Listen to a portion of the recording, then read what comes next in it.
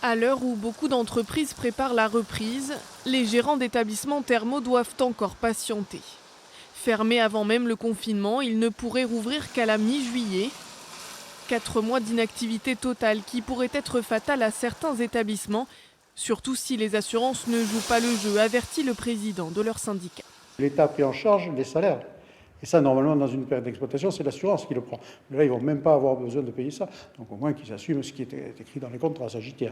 Vous avez besoin de cette aide absolument? Ah ben sinon, oui, sinon on ne s'en sort pas, oui. Oui. Là, on va tenir 1 mois, 2 mois, mais après, c'est fini, quoi. Le thermalisme dans l'agglomération d'Aquoise, ce sont plusieurs milliers d'emplois et des centaines d'hébergeurs qui vivent grâce à la présence de curistes. Un énorme manque à gagner pour l'économie locale, qui devra aussi se passer de la feria d'août.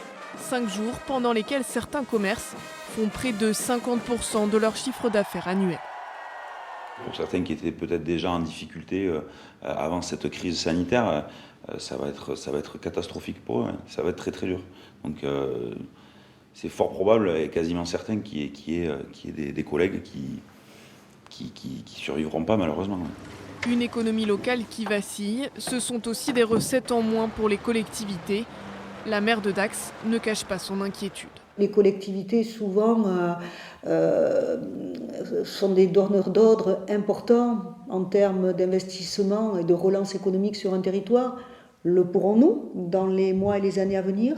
Pas sûr, parce que là aussi, on aura de grosses difficultés de recettes et de gestion de nos budgets. L'agglomération d'Aquoise, peu diversifiée sur le plan économique, risque de subir de plein fouet les effets de la crise sanitaire.